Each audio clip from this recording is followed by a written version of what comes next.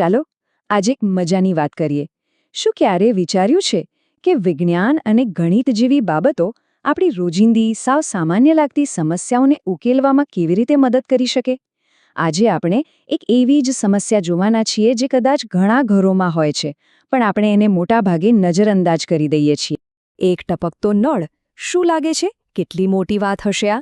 કદાચ એમ થાય કે એક ટીપાથી વળી શું ફરક પડવાનો?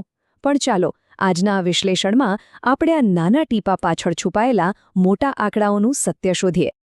તો આખી વાતને સમજવા માટે આપણે જરા ઊંડા ઉતરવું પડશે. આપણે પાણીનો બગાડ માપીએ એ પહેલાં એ સમજવું જરૂરી છે કે આ ટીપું નળમાંથી પડે જ કેમ છે. હા, એની પાછળ પણ એક રસપ્રદ વિજ્ઞાન છુપાયેલું છે. સમજો કે અહીંયા છે ને બે તાકાત વચ્ચે એક લડાઈ ચાલી રહી છે. એક બાજુ છે પૃષ્ઠતાણ, જે પાણીના અણુઓને એકબીજા સાથે જકડી રાખે છે અને ટીપાને નળ પર લટકાવી રાખે છે. પણ બીજી બાજુ છે ગુરુત્વાકર્ષણ, જે ધીમે ધીમે ટીપાની નીચેની તરફ ખેંચે છે.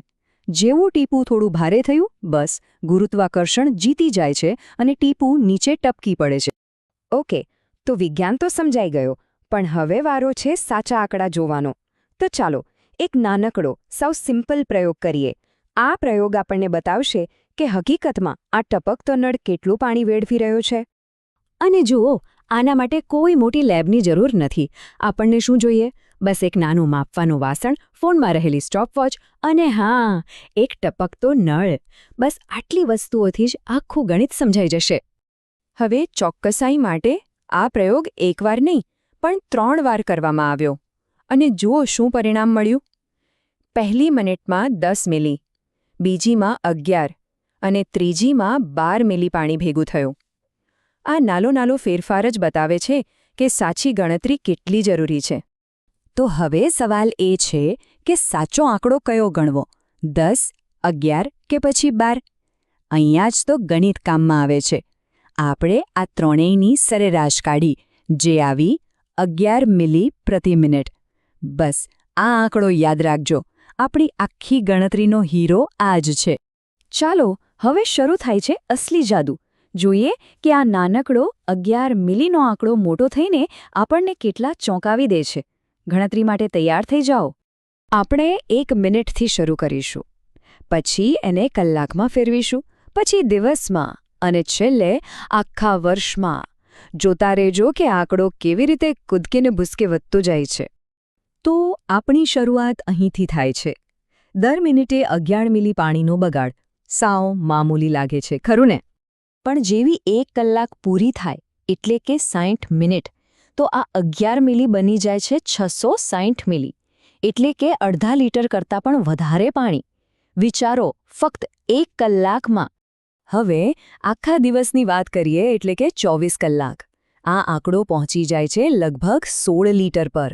16 લીટર એટલે પાણીની જે મોટી બોટલો આવે ને, એવી 8 બોટલ જેટલું પાણી એક જ દિવસમાં વેડફાઈ ગયું.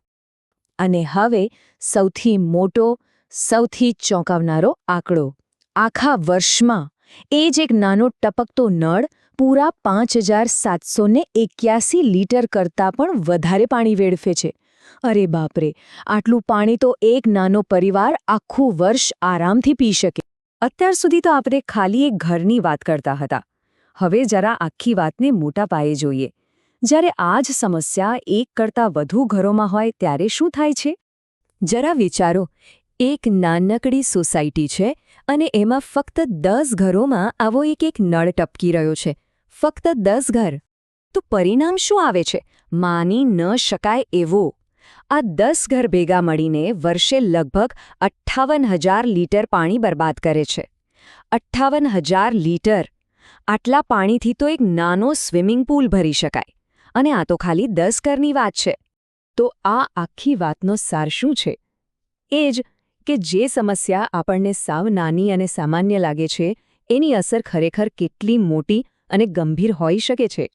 એટલે જ કદાચ કહેવાયું છે કે નાના ટીપા મોટી તરસ. આ નાના ટીપા ભેગા થઈને કાં તો કોઈની તરસ छिपाવી શકે છે અથવા તો મોટો બગાડ કરી શકે છે. પસંદગી આપણે કરવાની છે. વિજ્ઞાન અને ગણિતે તો આપણને સાચો રસ્તો બતાવી દીધો છે. તો આ બધી વાત પછી એક સવાલ આપણે સૌએ પોતાની જાતને પૂછવો જોઈએ. શું આપણા ઘરમાં ક્યાંય કોઈ નળ ટપકી રહ્યો છે? કારણ કે કોઈ પણ સારા બદલાવની શરૂઆત હંમેશા આપણા પોતાના ઘરમાંથી જ થાય છે. આટલું સરસ વિશ્લેષણ અને આ માહિતી આપણા સુધી પહોંચાડી છે શ્રી દિગ્વિજયસિંહજી ન્યૂ સરકારી હાઈસ્કૂલ, જામનગરના ડૉક્ટર સંજય કે પરમારે. અમે એમના આભારી છીએ.